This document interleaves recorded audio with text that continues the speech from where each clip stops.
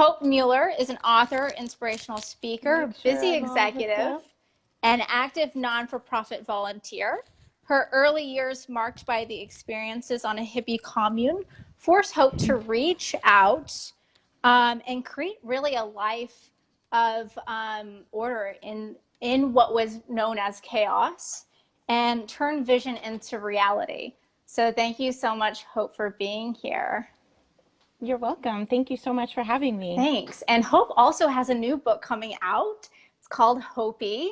Really great read. And when is that going to be available, Hope?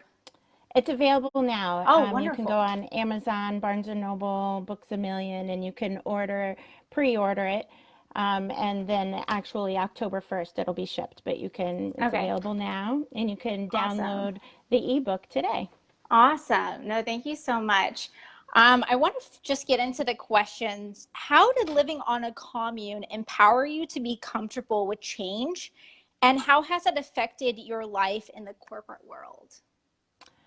Oh, well, I mean, it doesn't matter what industry you're in. Yeah. If you're in corporate America, change is constant Yeah. and more change is coming your way. Yeah. So if you are able to set aside your emotional responses to Yeah. change and move forward and really get focused on the solutions, that allows you to be comfortable with change and be part of the solutions instead of being caught up in whatever the change might be.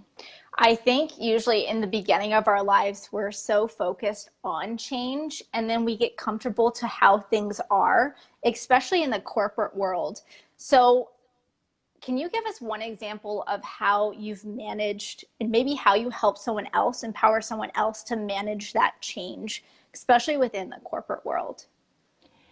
Yeah, so I mean, well, as a leader, so Yeah. I have led teams for the last 15 years, 20 years, and Mm-hmm. seems like a very long time. Um, and there's always, you have to lead through the change and you have to Yeah. lead your teams through the change. Yeah. So, first and foremost, you communicate, Yeah. communicate, communicate. You tell them as much about the change as you possibly can, Yes. and then let them see what the vision of the future is. Hmm. Here's where we're going.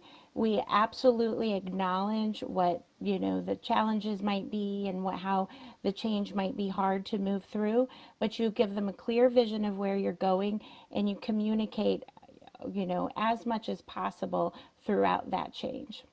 No, that's beautiful. I think a lot of people, especially with that communication, it's Mm-hmm. always key, no matter if it's a relationship or we're in business. And I think a lot of people go, well, this is just, I don't need to communicate this because this is just common knowledge and they Yeah. should actually be able to understand it. But as you've shown us within the book that you wrote, as well as just Mm-hmm. in life, that people come from different backgrounds, people Yeah. come from different experiences.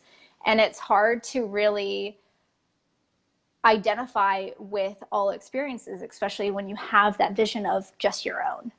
Yeah. Yeah, and you do, especially as a leader, you have to, maybe you spend 24 hours, 12, 24 hours, and Yeah. you get comfortable with where you're at. Yeah. But you do really need to understand where you're going. And Mm. you need to be able to communicate the vision for the firm, for your organization, what it might mean to individuals. And there's a change management curve, right? And each individual has to experience it individually. And then the Mm. team and the group moves through that together as well. And as a leader, if you are holding on to that and you're holding on to that future state and you're continuing to Yeah. clearly communicate your vision, Yeah. you can help pull your team through to the other side. That's beautiful. That's beautiful. You also wrote in your book that about experiences speaking in front of a business meeting, right? Oh, And yeah. how you really felt like you belong here in Yeah. business. You belong in Yeah. that certain space at that certain time. And I think that is so powerful to hear because a lot of women don't feel as if they belong. They Mm, don't feel like they belong right here, right now. So, yeah. where were you able to gain that sense of worthiness and really Yeah. take hold of your confidence? It's funny, because, and there is a thread throughout the book of do I fit? What's Yeah. going Yeah. on? How do I fit in this broader picture? And there are times when I'm Yeah. sitting in those conference meetings and I'm like, well, how did I get here, right? I have these Yeah. very wildly Yeah. different experiences than a lot of my colleagues. And I look around and I think, wait, how did I get here again? Yeah. But there are times, I know my business, I know Mm. the things I'm responsible for. And so, any moment, any time, I would just encourage people that if you're in doubt or if you're feeling insecure about it, Mm. take the extra time to research. Just know your business. If it's, the broader business, if it's your organization, if it's understanding the challenges that are facing your industry, that gives you all the confidence that you need. If you just unequivocally know who you are Mm. and what you're there to bring to the table. Yeah. It also probably just comes with time and age, right? So at Hmm. some point, that everyone has a piece to bring to the table, right? I, have a certain set of expertise that I've developed Yeah. over 20 plus years. And I can't do what everybody else, is doing at the table, but my piece, Yeah. I know, and I am bringing my piece to the table, and everybody else has to do their part too. Mm. I love that. I love that. Thank you so much for sharing that, because I feel like people are so concerned, especially the people I work with when it comes to Yeah, anxiety and confidence, are so concerned with what everyone else is doing that they yeah, lose sight of their own focus. They yeah, lose sight of who they are because they're constantly trying to be someone else. But in your example, you took those experiences that you had as a child growing up and yep, really were able to turn them into gifts for yourself and for your yeah. own success. Well, that sounds really nice, and I love the way you phrase that. I do. I mean, I think one of the pieces is knowing your own value Yeah. and knowing your own worth, and finding a foundation of belief in your own capabilities is critical to long-term success in any arena. If you aren't, Mm. if you Yeah. struggle there, spend time doing that and getting really confident in that. And I would encourage everyone to know that no one else knows what you know. Literally, they don't know what you know. Yeah. They haven't spent the time researching your area. They don't know the experiences you have been through, and they don't know, what you spent the last 20 years, practicing. You are the one that is most experienced in that area, and be assured in that, because I don't know what the HR team, right? I can't bring Mm. the HR pieces to the table. Like, there are certain areas I can speak to, but certainly I need them to know their piece Yeah. so that I can be over here doing Yeah. my piece. I think a lot of people hear that and they put on a victim persona, like no one Oh, knows what I've been through. I've been yeah, through so much. I yeah, No one's going to understand me or know where I'm yeah, coming from. So how can yeah. people change that victim mentality? Yeah, I love that question. And that's Yeah. something that has come up a lot with the publishing of the book and the Yeah. conversations what the book, brings up for a lot of people. And that is something I was very conscious of Mm-hmm. not wanting to portray because it's just Yeah. not my reality. I Yeah. think there's a lot of accepting who you are, Yeah. looking at situations, learning from them, and moving on. You, at the end of the day, who you are every day is your choice. Every day you can choose to wake up and be a victim to your past, or you can look forward to your future and strive to achieve amazing things. And spending a lot of time, Mm. lamenting or, something that happened in the past doesn't actually help you move forward. So you can't ignore it. Don't go off and bury it. That's probably not healthy either. But certainly looking at it, Yeah. learning from it, Yeah. and finding how you can use it to move forward. I think that Mm. must happen. It must happen for people to continue to grow. I think that's such a must. And if no one gets anything from the interview, Yes. that's it. And I Yes, think it's that is true. that is so key. Um, Yeah. Not a lot of people know how to move past that. Yeah. And they come into a role thinking it's normal, and they've come to that sense of normalcy. Mhm. And I think it's so beautiful for the people similar to you who have shifted that mindset, shifted that Yeah. perspective, and have seen things on 180 Yeah. scale. and just Yeah. can build up from what has Yeah. happened, because what has happened is actually a gift and it's not a curse. Yeah, I mean, Yeah. absolutely. I mean, and I think there's a piece, you can experience, whatever traumas throughout your entire life.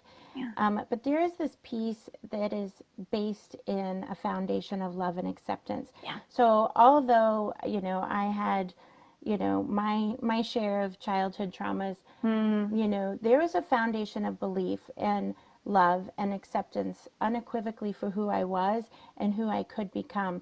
And so, no matter all of the other things that happened, that belief that was shared by, most of the adults in my life, Yeah.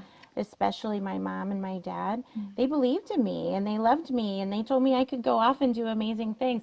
So, set all the trauma aside and I could build from that foundation of love and acceptance because I knew, I had been assured since I was, a baby that I could go off and do amazing things.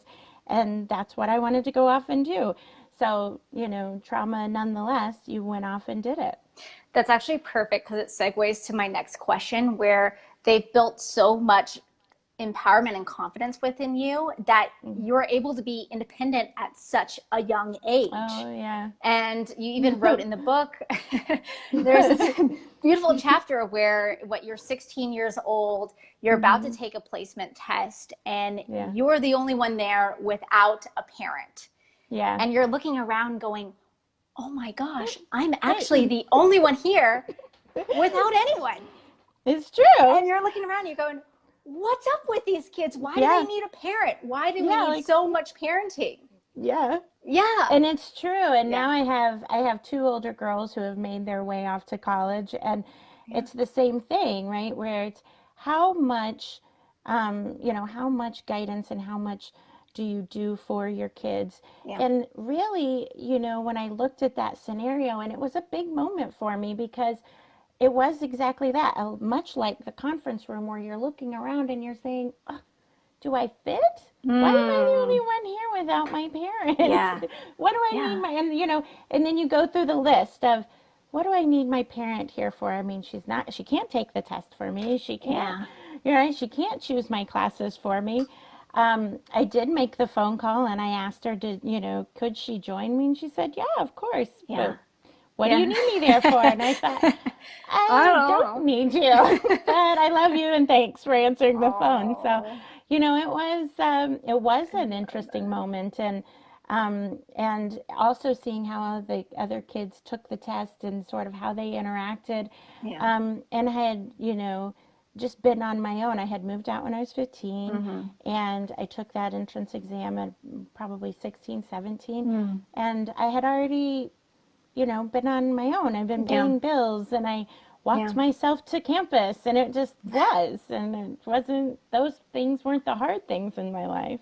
Wow. And I think a lot of people see that as being such a struggle.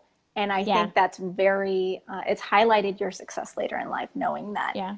you have yourself and that's all you need. Yeah. That's Yeah, empowering. I think it is empowering, and I think as a parent, you run into that same challenge of Mm. how much do you guide and how much do you let them, on their own. And at least for my girls, I had them, make the list of colleges they wanted to. I didn't fill out any of their Mm. applications, right? We did do college visits. That was something that I hadn't experienced as a child. I did take them on college visits, but every other thing they did on their own. And Wow. I would say that's pretty atypical. Most parents are more involved in making sure they get the applications, making sure they Yeah. get them filled out or written the essays. And I just expected my girls to do that on their own because Wonderful. I'm not writing your Yeah. essay for you. And when you go to school, you're going to have to be there and do those things on your Yeah. own, right? So I Yeah. think it's this balance of giving them a safe space to learn and grow and experience, um, and own their own, their activities and own their the Mm. things they're responsible for, they need to own, Yeah. and be accountable to those things. So it's interesting and certainly the opposite of a helicopter parent at Yes. this point. Yes. Complete opposite. Yeah. It's a learning to let go. And Yep. I think And that's that's, yeah. another theme within the book is letting go of the expectations of being anyone else but yourself. Yep. And That's that's, you beautiful. know, and that's certainly, that's something that we all have to do, right? It doesn't matter what your childhood was Yeah. like, but, you know, you have to be comfortable with who you are and learn to accept who you are and your Yeah. experiences and how they shaped you, you know, to be who you are, and take those as learnings and turn them into something amazing. And then on the other side, as a parent, you know, how do you allow your children that safe space? And just as they grow, like after they hit teenage years, the whole process is how to let go and let them be their Yeah. own selves. Yeah. And, you know, and it's a really interesting challenge. It's hard. It's Yeah. really hard. Yeah. Wow. That's beautiful. Thank you so much for sharing that. Yeah, thank you. Thank you. And then, what advice do you have for someone who has lived through chaos? Maybe they've lived through confusion and they just don't know how to get their bearings in life. What would you say to those individuals? You know, I would say, you know, two things. Mm, First, stop and try and reflect, right? Reflect on where you're at, how you got here. Now, mm, you don't want to spend forever in that space, but you do need to honor understanding where you're at today and really be honest with yourself about, you know, who you are, where you're at, what your challenges are. And if you need to, do that with, you know, a therapist or somebody who can help you yeah. to make that a, you know, real clear of who you are and where you're at today. And then spend time saying, who do I want to be? Right? Mm, So definitely be clear on who you are and where you're at today and what your real challenges are. Don't lie to yourself and say, I exercise every yeah. day and I eat great if Yeah. those things are not true for you, Yeah. right? And Yeah. be honest with yourself. But then Yeah. spend most of your time and spend more of the time understanding who you want to be and how you Mm, want to get there. Write it down. mm, You know, I went to this training, I don't know how many, I don't know, a couple years ago, and it was to create your legacy statement. And it's saying, you know, in 15 years, if you somebody were to look back and say, what would they want to say about you, right? It's the one sentence of who you want to be, and it's your legacy statement. Well, I had written one 10 years ago. I don't even know why. I didn't call it a legacy statement, but I was just very clear on who I wanted to be and how I wanted to get there. So yeah. write it down, remind yourself, and then every single day make the choices that it takes to get to that, whatever Mm, that legacy statement is. that's You wonderful. know, you aren't gonna make that in 10 years. You're not gonna get there, a 10-year Yeah. goal in one day. But if you make little decisions every single day that support your long-term goals, you will look back and go, oh, well, I got that done. I think that's fair to say. so, That's so wonderful. those would be my quick advice for someone without any, you know, formal training. Wonderful. Thank you so much for just being on today. I Yeah, really thank you appreciate so being much for here. having me. And your book comes out, well, it's already out for pre Yep, order. And yep. where can people pre order your book? So you can go to Amazon, you can go to Okay, Barnes and anywhere. Noble, you Okay. can go to Books a Million, and it's Hopi from Commune to Corner Office. If somebody wanted to download a sample chapter, you can go to hopi.net, my website. Mm. You can also, there's an audible version of the sample chapter Oh, that I wonderful. read. So if you wanted to hear that firsthand, you could, which was a wild experience too. And there's pictures of our family and different things on the website. And, you know, email me. It's hope@hopi.net. And however people want to connect, a ton of people have wanted to connect either about the stuff that's in the book or just the writing process. How do you become a writer? How do you become an author? So those are two things that I've been connecting with a ton of people on, and Wow. I am answering that email.